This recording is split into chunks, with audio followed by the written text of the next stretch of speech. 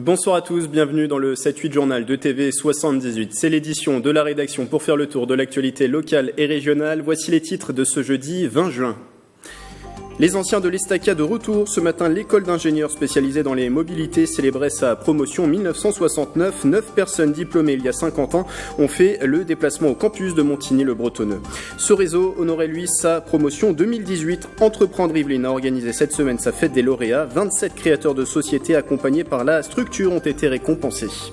Et il s'en va après 10 ans passés à la tête du théâtre Espace Coluche de Plaisir. Vincent Desmond prend sa retraite, une carrière entièrement dédiée à la culture. C'est le portrait de la semaine. Dans ce journal, nous parlerons également des personnes âgées et du lien intergénérationnel avec la création de ce projet à Versailles. Les grands s'amusent. Et puis, la fête de l'été ce dimanche, c'est à Saint-Rémy-les-Chevreuses. À Montigny-le-Bretonneux, l'école d'ingénieurs de l'Estaca a accueilli aujourd'hui une ancienne promotion, celle de 1969. 9 ex-étudiants qui ont obtenu leur diplôme il y a 50 ans ont eu le droit à une visite du campus et elle a été suivie, cette visite, par Aurélie Onze. Cette structure métallique installée dans le Fab Lab de l'Estaca est assez familière pour ce groupe d'étudiants. Il s'agit de l'ancien logo de l'école d'ingénieurs qui, à leur époque, en 1969, était situé à Paris. 50 ans après, le réseau Estaca Alumni a organisé une visite du campus de Montigny-le-Bretonneux. Nous, on a connu la rue Bout-de-Brie, vous savez, dans le 5e arrondissement, où il y avait 4 salles de cours et autres. Alors quand on voit ici le volume, le confort, le matériel installé, etc., je pense qu'on n'a pas trop mal travaillé à l'époque pour développer cette activité. En plus des locaux, cette visite a également été l'occasion de découvrir les projets portés par les actuels étudiants. Exemple avec l'association PV3E qui conçoit un véhicule capable de parcourir le plus de kilomètres avec un seul litre d'essence. C'était très, très intéressant de voir des étudiants qui étaient là avant nous, qui connaissent bien l'idée sur quoi on travaille. Ils savent bien là où peuvent être les gains. Ils nous ont parlé des roulements, de l'aérodynamisme, des pertes moteurs. Donc on voyait qu'ils connaissaient bien le sujet. Après l'obtention de leur diplôme en juillet 1969, certains ont embrassé une carrière dans l'automobile, d'autres dans l'aéronautique. Ils ont malgré tout toujours gardé contact. On s'est toujours vu au cours de notre vie, quels que soient les endroits où on était, dans le nord de la France ou même à l'étranger, on a toujours trouvé les moyens de se voir. Une expérience qu'ils seraient prêts à renouveler. On sera peut-être en fauteuil roulant la prochaine fois. On espère.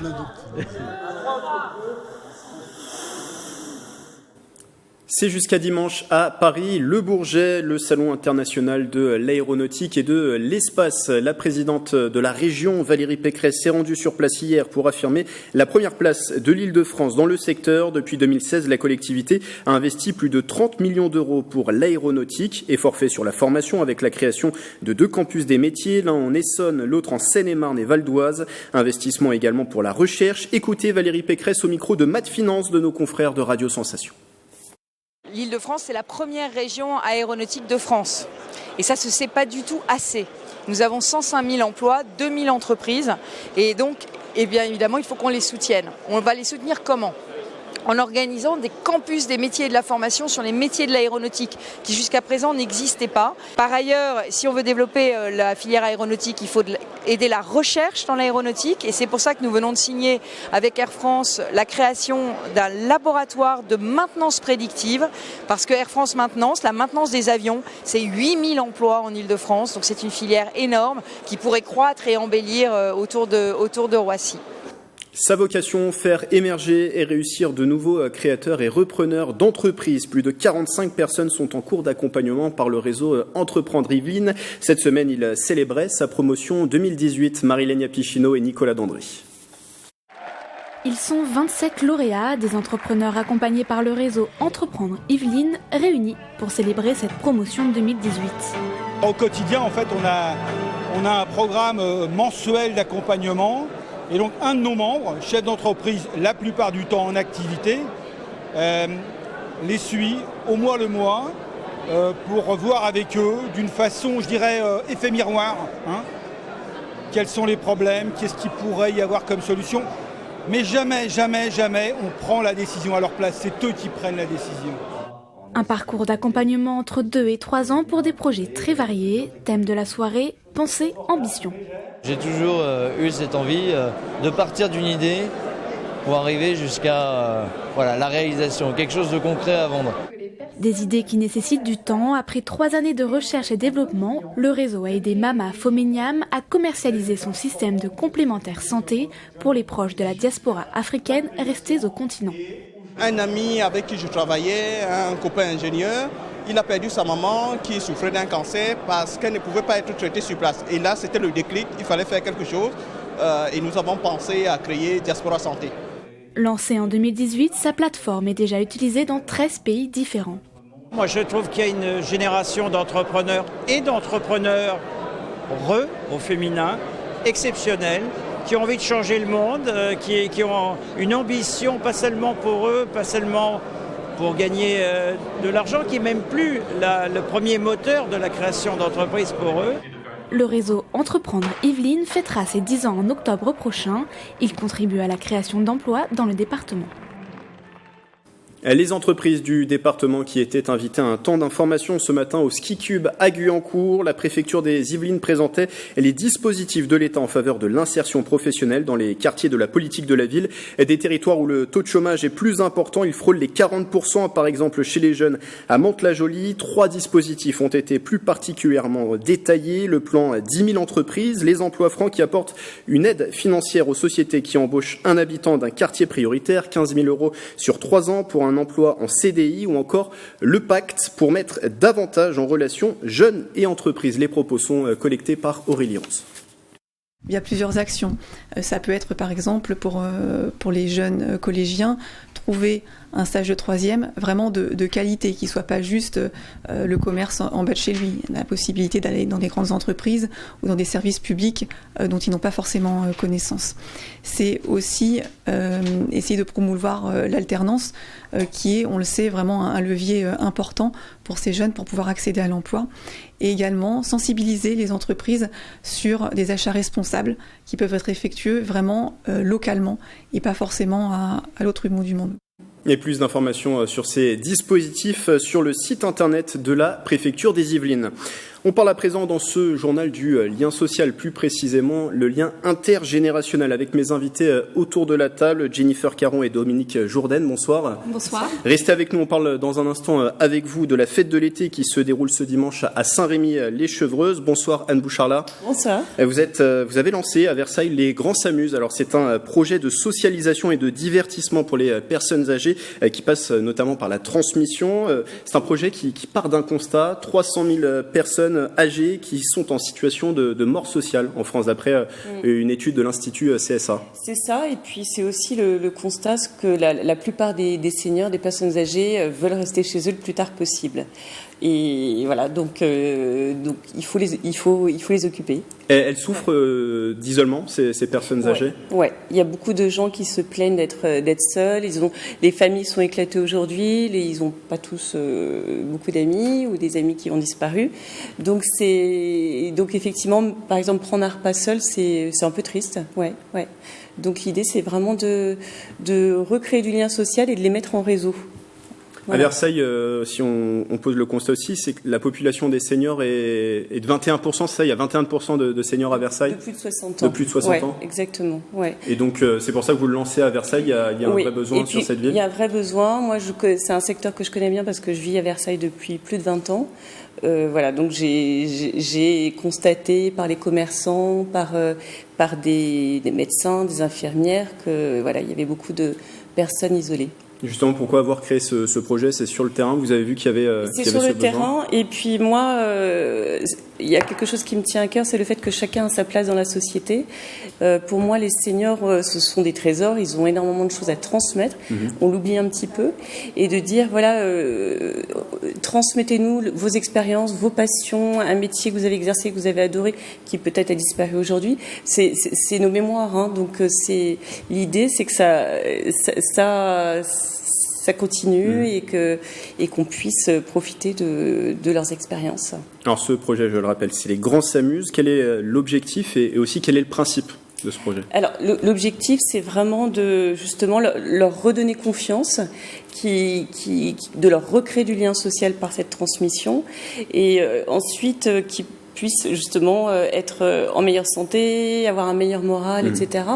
Et l'idée, c'est que ça se fasse à leur domicile, chez les uns, chez les autres. Il y en a qui sont vraiment prêts à ouvrir leurs portes et de refaire vivre un peu leur intérieur, leur cocon. Voilà. Donc moi, je décèle des talents chez les uns, chez les autres, et on définit un thème à l'avance et on va parler de ce thème ensemble. Et c'est un projet qui est tout récent, il a été lancé il y a 2 mois. Exactement, ouais, voilà. Donc j'ai beaucoup de retours très positifs. Donc je pense que voilà, ça va. Et comment il se met en place justement ce projet? Vous l'avez dit, vous détectez des talents. Des talents chez les uns, chez les autres. Alors pour démarrer, j'ai identifié ce que j'appelle des passeurs d'expérience. Ce sont des intervenants extérieurs qui ont en général eu une carrière professionnelle intéressante ou des passions intéressantes. Donc je les fais intervenir pour les ateliers, les premiers ateliers en tout cas, et ensuite j'anime et je demande aux différents grands de s'exprimer sur le sujet.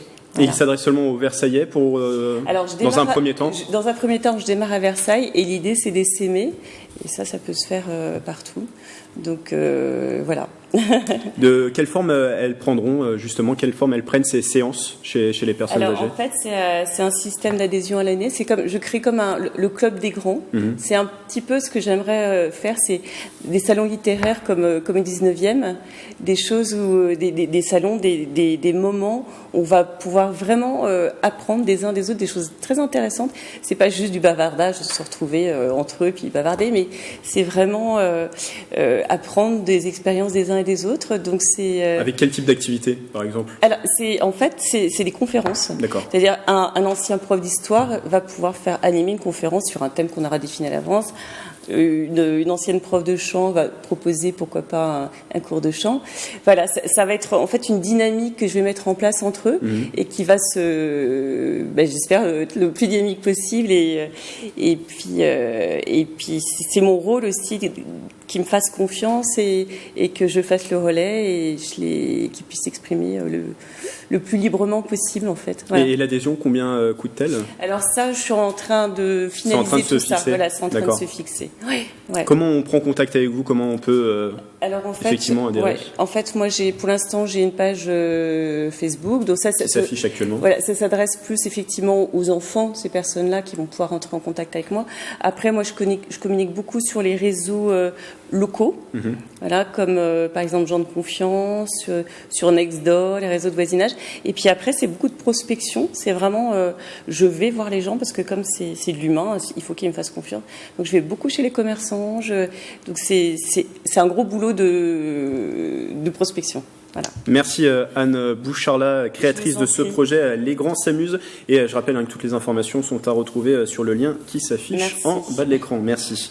C'est justement pour créer du lien entre les générations qu'est organisée la fête de l'été. Elle se déroule dimanche après-midi au village Orpea de Saint-Rémy-les-Chevreuses. Avec moi pour en parler, Jennifer Caron, qui est la directrice d'exploitation de ce site, et Dominique Jourdain, qui est la 4e maire adjointe de Saint-Rémy-les-Chevreuses, déléguée aux affaires familiales et sociales. Puisque on le dit, on le rappelle, c'est un événement qui est co-organisé par le village senior, par la ville de Saint-Rémy-les-Chevreuses et aussi les associations du quartier Beauplan. Jennifer Caron, ouvrir la résidence, donner l'opportunité aussi à ces résidents de créer du lien, c'est quelque chose d'important? C'est quelque chose d'important, c'est quelque chose qu'on véhicule depuis de nombreuses années.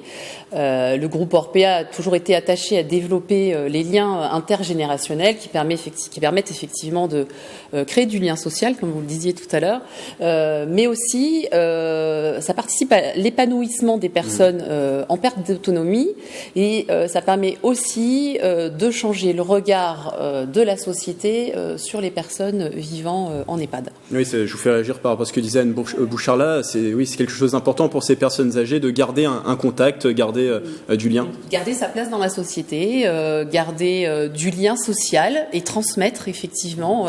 Les enfants échangent énormément avec les personnes âgées. Les personnes âgées ont beaucoup de choses à leur dire et à leur laisser en mémoire. Je suis d'accord avec vous. Et du côté de la commune de Saint-Rémy-les-Chevreuses, pourquoi s'associer à ce projet ? parce que ça rentre tout à fait dans notre choix politique envers les seniors.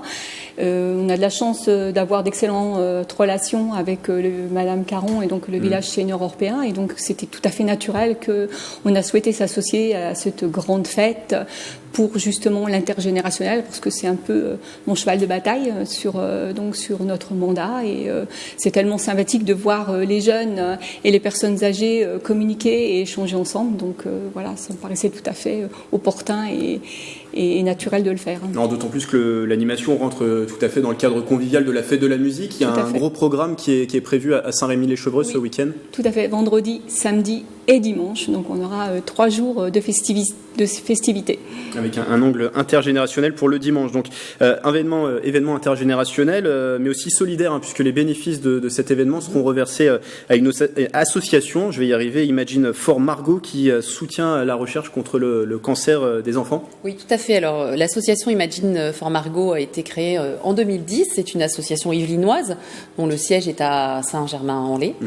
C'est une association qui récolte des fonds et qui les utilise de manière très transparente en faveur de la recherche pour le cancer, effectivement, des enfants. Il faut savoir qu'en France, aujourd'hui, on a à peu près 500 enfants qui décèdent d'un cancer chaque année, 6000 enfants en Europe.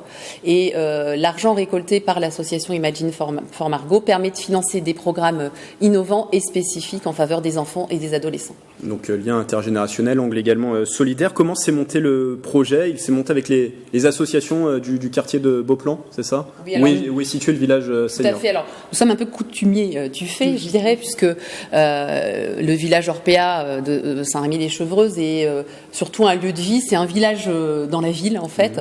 Et nous avons l'habitude d'organiser des événements et de collaborer au travers de la politique senior de la commune. Et donc, on organise régulièrement des ateliers, par exemple, culinaires intergénérationnels, des concerts de musique ou autres à destination à la fois des seniors vivant dans la commune et des seniors vivant dans notre résidence. Donc ça montre aussi toute l'activité des associations de Saint-Rémy-les-Chevreuses ?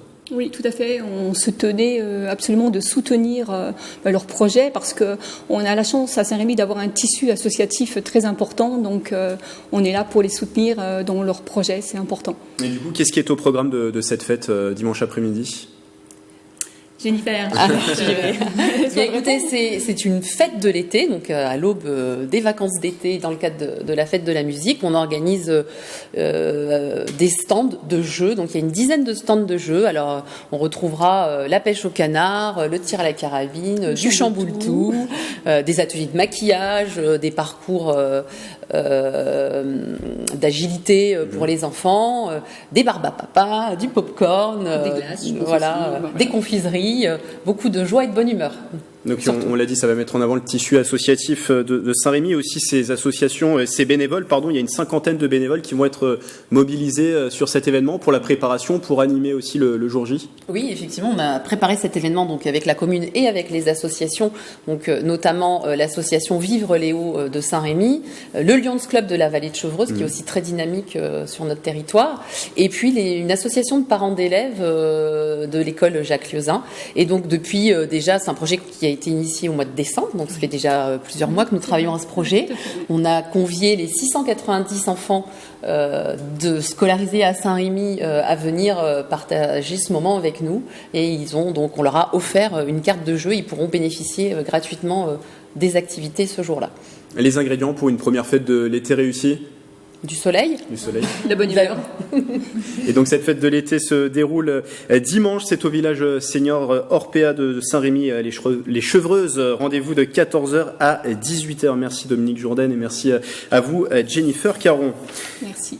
Depuis 1982, elle marque donc l'arrivée de l'été. La fête de la musique se déroule demain, vendredi. Programme chargé dans les Yvelines. Voici quelques-unes des animations. Du côté de Saint-Germain-en-Laye, les festivités débutent dès 16h. Démonstration et initiation de danse bretonne, puis rock et variété française. À Voisins-le-Bretonneux, les festivités sont à retrouver de quasiment minuit. Terrasse en fête revient également à Maurepas à partir de 18h. Et direction les États-Unis pour Croissy-sur-Seine, rock, folk, country dès 18h30 au skatepark à l'occasion de la Coupe du Monde féminine de football et de la venue prochaine de la sélection américaine sur place. Beaucoup de communes aussi organisent leur fête de la musique. Le programme est à consulter bien sûr sur les différents sites internet.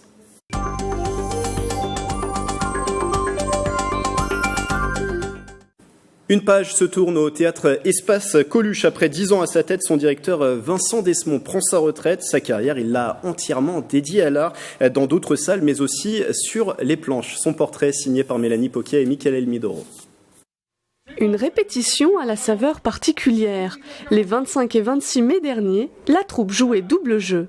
Et sur scène, un comédien que le public a peu l'habitude de voir dans ce rôle. Oui, dites, je vous demande simplement de m'appeler de Marseille quand vous aurez vendu vos actions, que je puisse prévenir ma banque. Bien sûr. Oui, d'ailleurs, à ce sujet, vous n'aurez pas de difficulté à les vendre, vos actions? Aucune, ce sont des biens de famille. Vincent Desmond, le directeur du théâtre Espace Coluche de Plaisir. J'ai jamais pensé une seconde. Déjà de remonter sur scène, j'avais pas du tout l'idée que je le ferais. Il a fallu que ce soit le metteur en scène Vincent Auvet qui me demande de le faire. Mais alors de me retrouver ici, à jouer ici, jamais j'ai imaginé une seconde. On n'a pas toujours ça chez des partenaires. Il est très franc du regard. Il joue avec ses partenaires, il les écoute. Voilà, c'est très agréable. Vincent Desmond a dirigé la salle pendant 10 ans. Il prend sa retraite à l'issue de la saison. Arrivé le 1er avril 2009, après plusieurs années comme directeur des affaires culturelles de Provins. De travailler avec la personne qui était l'adjointe à la culture à l'époque, qui est Madame le maire aujourd'hui, qui m'a tout de suite laissé... Il y a une espèce de confiance qui s'est installée, donc j'ai eu une grande liberté de programmation et ça, j'ai jamais connu ça nulle part. Je peux dire mot triste quand même parce que ça fait 10 ans. 10 ans, c'est pas mal dans une vie de collaboration aussi intense avec une complicité forte, très importante, une confiance aussi totale. Nous avions, je dirais, l'un et l'autre des goûts assez communs et puis on a partagé des moments très très forts, à la fois joyeux et moins joyeux. Donc c'est plus qu'un agent qui s'en va, c'est un partenaire, c'est un artiste aussi. Depuis 2 ans, Vincent Desmond remonte sur scène après 17 ans d'arrêt. Une passion commencée au début de sa vie d'adulte, loin de sa première envie, celle de devenir avocat. À l'époque, j'ai fait mon service militaire et j'ai fait connaissance d'un garçon à l'armée qui est devenu mon meilleur ami depuis et il m'a fait intégrer une troupe de théâtre amateur. Du coup, j'ai enchaîné sur un cours de comédie chez Jean-Laurent Cochet où j'ai appris énormément de choses. Il s'occupe très vite de sa première salle à Draveil, le théâtre Donald Cardwell, le costumier américain et même celui qui fera remonter Vincent sur scène. À la fin de Draveil, j'ai de nouveau oublié ça. Et puis j'ai rencontré un jeune metteur en scène qui s'appelle Vincent Auvet, qui est un des co-directeurs du théâtre Darius Milhaud à Paris, et qui m'a dit tu vas bientôt être à la retraite. Et là il a une phrase que j'aime beaucoup, il m'a dit tu sais qu'il y a plein de rôles de vieux au théâtre. La page plaisiroise se tourne pour Vincent Desmond. Pour retrouver son nom dans une programmation, il faudra dorénavant regarder du côté des distributions. Et pour refermer ce journal, une découverte qui sent bon l'été, c'est le kayak polo, un sport qui se pratique sur l'eau, sur un kayak, et le principe, mettre un maximum de buts. Une journée du championnat régional de la discipline s'est tenue tout récemment à l'île de loisirs de Saint-Quentin en Yvelines. Les images de Nicolas Dandry. C'est un sport qui mélange handball et water polo, le tout se pratiquant à bord d'un kayak. Le kayak polo se joue à 5 contre 5 sur l'eau.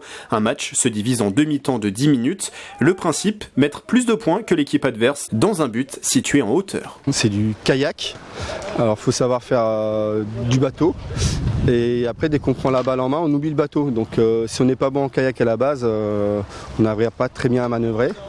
Et ensuite, après, c'est un véritable sport collectif. On est obligé de mettre en place des tactiques, des techniques pour jouer, comme dans tous les sports collectifs de petits terrains, pour savoir où on est, où sont nos coéquipiers et savoir où on va surtout, pour aller vers le but et marquer. Les gens qui sont plutôt attirés, c'est les familles, les amis, on va dire, les gens qui passent parce qu'ils n'ont jamais vu cette activité. Voilà. Une journée du championnat régional de ce sport se déroulait à l'île de loisirs de Saint-Quentin en Yvelines, l'occasion de faire connaître aux curieux cette discipline encore méconnue. Ça commence à se développer de plus en plus, surtout grâce aux Jeux Olympiques. Les personnes se rapprochent beaucoup des clubs de kayak et après découvrent des activités comme le kayak polo qui n'est pas diffusé à la télévision. À Trappes, on pratique le kayak polo depuis 15 ans. Le club compte aujourd'hui une centaine de licenciés. Plus d'idées d'activités et de sorties aussi à retrouver dans un instant. Le 7-8 loisirs présenté par Marilène Yapichino. C'est la fin de ce journal. J'aurai le plaisir de vous retrouver dès lundi pour une nouvelle édition. Belle soirée sur TV78.